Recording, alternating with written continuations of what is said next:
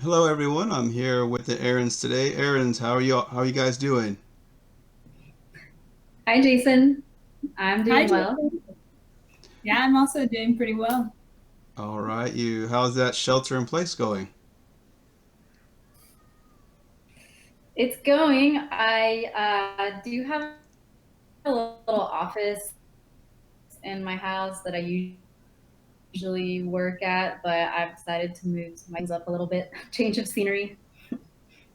Yeah, that's how I am. I try to work out in my living room or kitchen, but currently my kitchen table is monopolized by a 1,500 piece puzzle.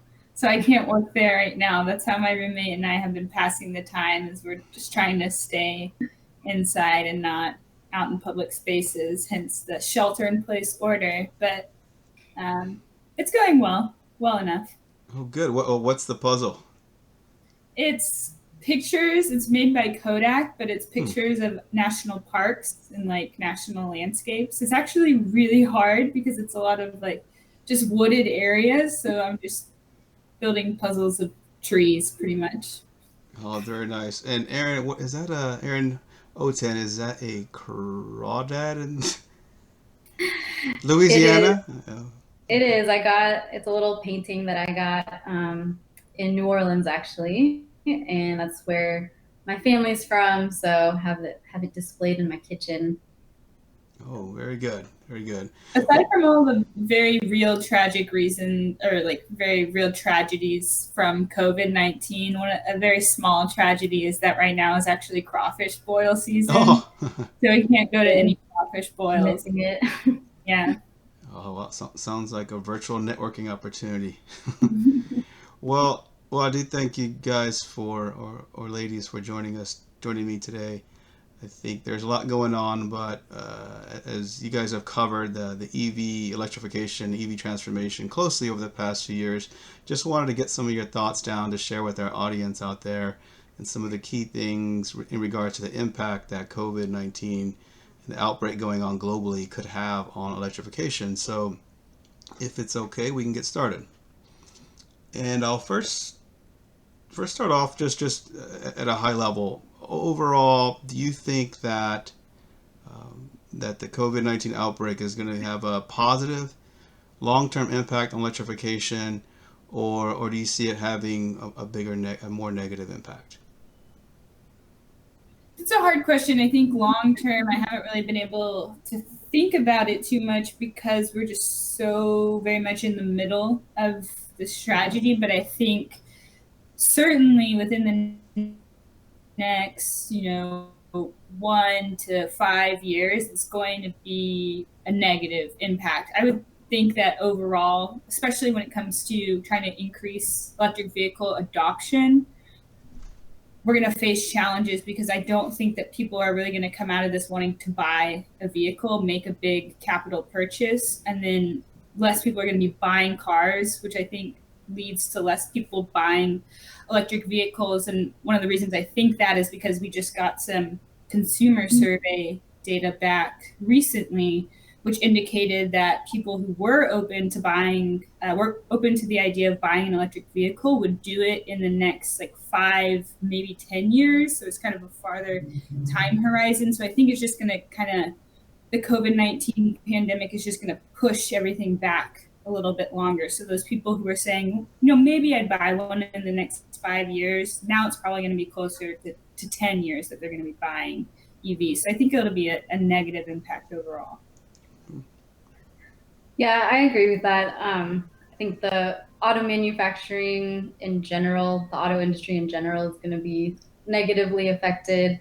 I saw that in China, which has been a harbinger of things to come here over the past few months. Their auto sales fell by 80% last month. Oh, wow. Um, Huge. And especially with EVs that are sourced internationally, supply chains are being disrupted, and so I do think it's going to have an overall negative effect. Aside from that, gas prices are really low right now, and so a lot of people who might have thought, oh, I'll get an EV because I won't spend as much on gas, are now maybe thinking, well, gas isn't very expensive anyways. I can get a cheaper ICE vehicle and push off my EV purchase. Got it. Got it. So you touched a little bit on gas prices, and I think that's a good follow up to that, and kind of compounding, taking into account the Saudi Arabia and Russia oil price war. Where do you see that fits in to electrification? So my understanding of what's really happening with Saudi Arabia and Russia, and I'll just go like a quick overview because it kind of took me a while to kind of like wrap my head around what was actually happening. So COVID-19 drastically decreased the demand for oil. And Saudi Arabia went to Russia and said, hey, we need to decrease production. And Russia said, no. And then Saudi Arabia kind of got upset by that. And they said, well, if Russia's not going to decrease production, we're actually going to increase our production, which kind of sent the market into a frenzy. And then Saudi Arabia also kind of decreased their prices on crude, which made oil just like really, really cheap. So I think it was over the past 2 weeks since all of this has happened, oil prices like per barrel have dropped to below $25, I think. And I think there are expectations that they could drop even further, which would be so cheap. Going back to what Erin was saying, it's just making gas really, really cheap.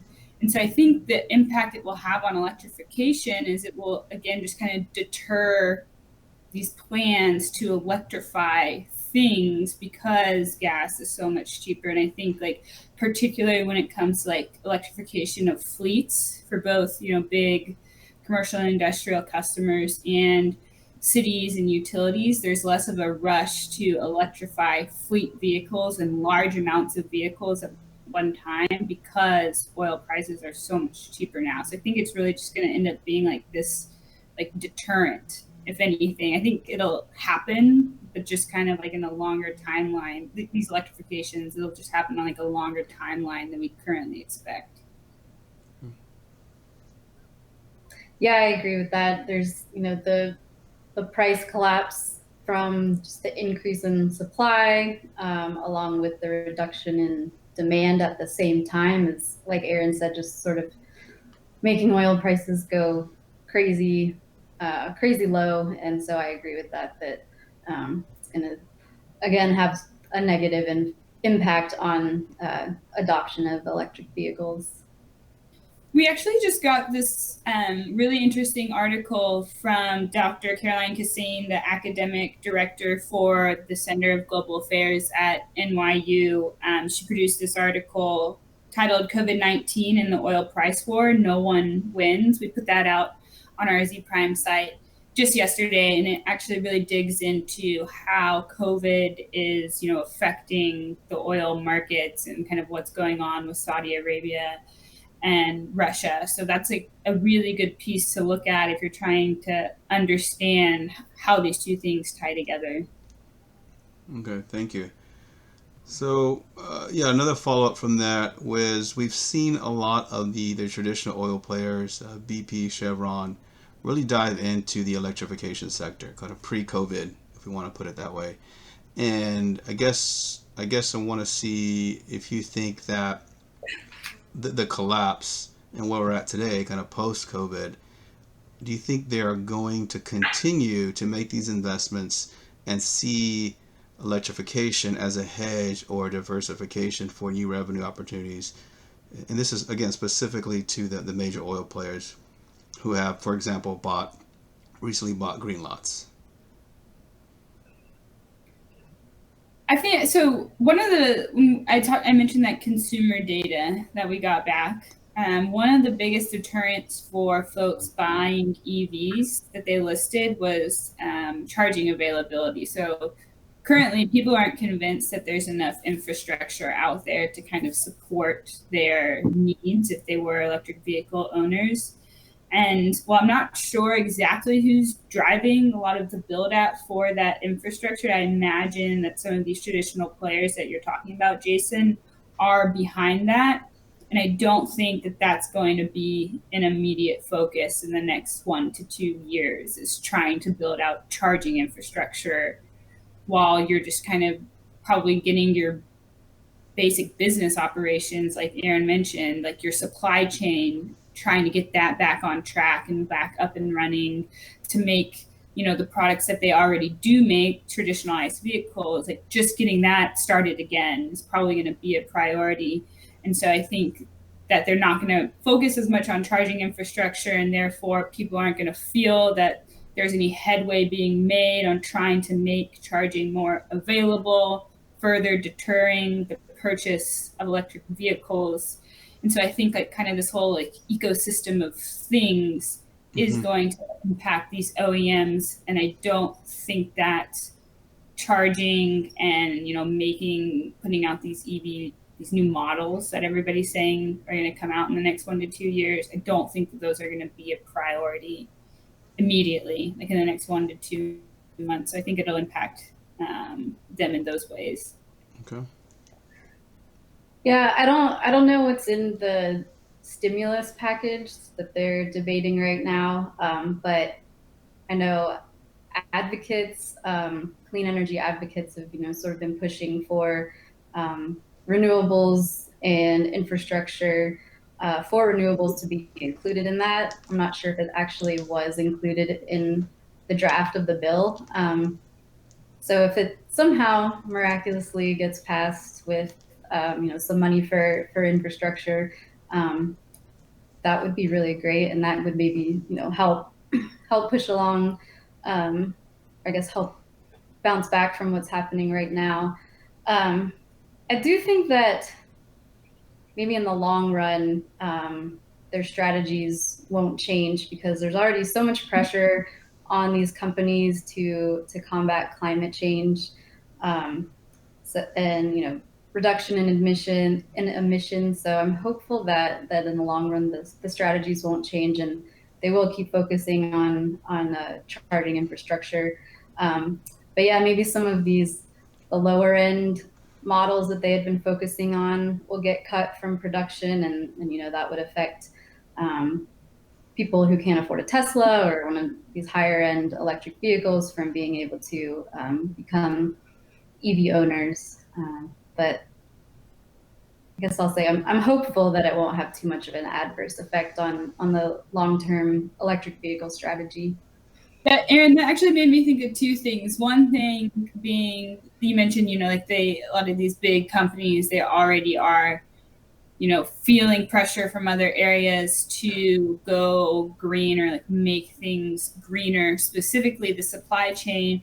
And I'm really interested to see how this global pandemic is going to disrupt or like revolutionize global supply chains. I think that they will become more decentralized. I don't know like how that looks exactly, but I think that, the way supply chains currently work is going to be like drastically disrupted, and hopefully with that innovation, the new innovation that's going to come from that will include like greener resources, because of how naturally like decentralized renewables can be. And then the other thing, when you're talking about like, it could be really interesting how electric vehicles maybe finally will have a market for used EVs. There's not really a market for like used electric vehicles right now. So maybe current electric vehicle owners who are getting scared, or a lot of the times you have the 2-vehicle household where one vehicle is an ICE vehicle and one's an EV. Maybe folks get a little scared and they get rid of that EV, and now you have more of an abundance of used EVs, which you can sell for a lower price and get them in the hands of communities and people who previously weren't able to afford them. So it could create a market opportunity from that perspective. That's a good point, because so many people that we talk to who are EV owners, when we talk to them about getting other people to adopt EVs, they talk about the importance of just being able to drive one yourself, having that experience. And a lot of people did bring up the fact that there really isn't a secondary market right now. So yeah, that could be really interesting. Good. So it's a good pivot to the automakers now. Going to end up on that, because after the Super Bowl, early January, probably the hype was as exciting as it's been for EV enthusiasts all around the world, particularly in the U.S. And I know both of you have covered and followed some of those announcements of what they're doing. What do you think the impact is there or is there any evidence that you have recently seen the past week that may indicate that there is not going to be no disruption to those plans to roll out those vehicles? So love to get some thoughts there. I hope that there's not too much disruption, and I do think I'm assuming that they were already, trying to revamp and like reorganize the supply chain to make those vehicles. And this is actually could be an opportunity to just accelerate those. Like your supply chain was already disrupted anyway, so why not just build it back to make those newer models, those newer EVs faster and more, make them more available and cheaper. So it could actually maybe help accelerate getting some of these newer models to the market.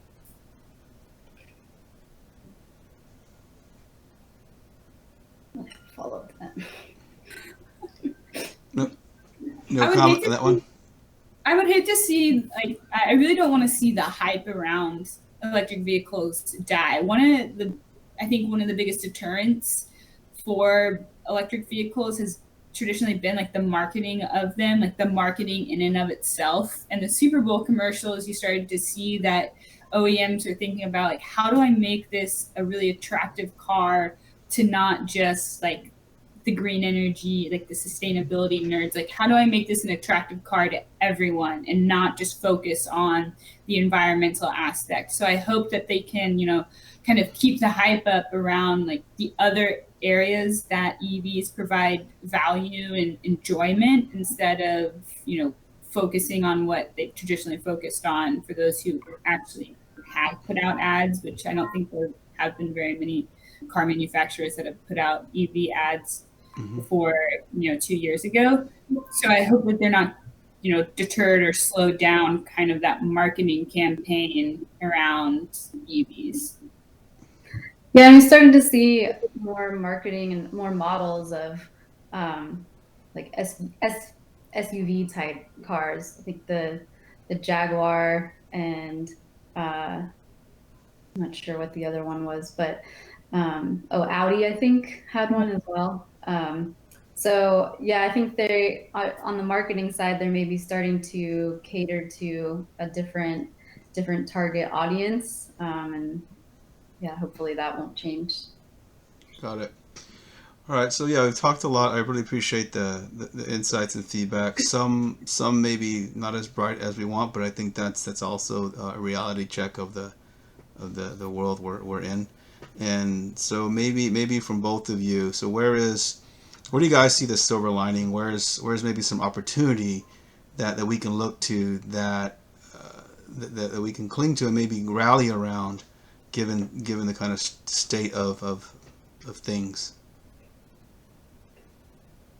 One thing, well, a few things come to mind for me, but the first one I'll start with, I think maybe because of this pandemic, people are going to be more interested in autonomous vehicles in general, and especially for uses like consumer goods delivery by drone. And so maybe people who weren't that interested in that type of thing even a month or two ago will become more open to it, more interested in it. I mean, I could see social distancing sort of just becoming ingrained in our culture in a way, because we've had to adjust to it so quickly and just completely change our lives so quickly. So we've just had to learn to adapt. So I think that there's going to be a big opportunity for more autonomous vehicles. And we heard from our friend Tim Woods of the Autonomous Vehicle Alliance that 98% of consumers just assume that autonomous vehicles are electric vehicles. So they're closely linked. And so I think as interest in autonomous vehicles and drone delivery grows, that there's an opportunity for electrification there. Erin, I totally agree with you on the social distancing thing, because even I mean, obviously we'll go back to like going out in public and being in large groups and doing plenty of social things together, but there for a while will probably be like this kind of lasting fear of transmitting sicknesses for a while. I think it's gonna, like, people are gonna have PTSD from this almost. Like, it's gonna be hard to kind of go out into groups again. And I think one of the other things is, when you were talking about autonomous vehicles, I was kind of thinking of it in a different way, but it does tie into what you're talking about with people getting more into drone deliveries. I hope that the silver lining, especially with in regards to like the OEMs, they start to think about what a future looks like with less personal vehicle ownership and more shared autonomous vehicles that are like assets that are being optimized within cities. Because a lot of people are sitting at home right now.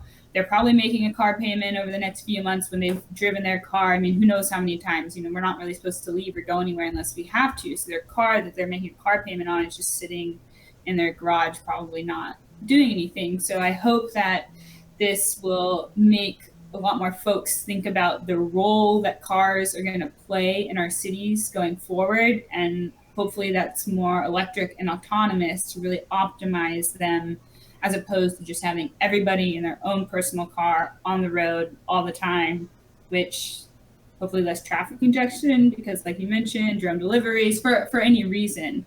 So I think that could be the silver lining, is we may get used to not seeing as many cars on the street. And after this whole thing passes, people may say, hey, like, I really liked when my community didn't have traffic jams and like car wrecks all the time. So what does that mean? And how do we design these cities to kind of make better use of the cars that we do have? Yeah, and sort of off of that, I mean, the focus on climate change, I think that it's changed a lot over the past few years, how many people, the number of people who are really concerned about climate change and who are really focusing on it. And I'm hopeful that after this pandemic, that number of people will continue to grow and people will be more aware, because I think everyone's seen, pictures of the canals in Venice that are perfectly clear right now. Images from NASA showing the disappearance of pollution over China. And not that this virus is in any way good, but just I'm hopeful that sort of these demonstrations will bring a stronger focus towards mitigating climate change. And I think electric vehicles and autonomous vehicles optimizing our roads for less traffic can help there. Yeah, it'll like give people like an actual way to grasp how our actions impact the earth. Mm-hmm. You can see it now. There are visuals available, so it like draws that connection more. That makes sense. Yeah, it does. It And does. then one last thing around electric vehicles is that kids these days, Erin and I have talked to a lot of people about EVs, and we've talked to parents, we've talked to kids themselves, and the younger generations really are really excited about electric vehicles. They want their parents to drive them. That's what they want to drive when they get older. So I think, again, in the long term, I think that electric vehicles are going to be the norm eventually. So I think that's the silver lining. Great. Thank you. Well, thank you both for joining. Thanks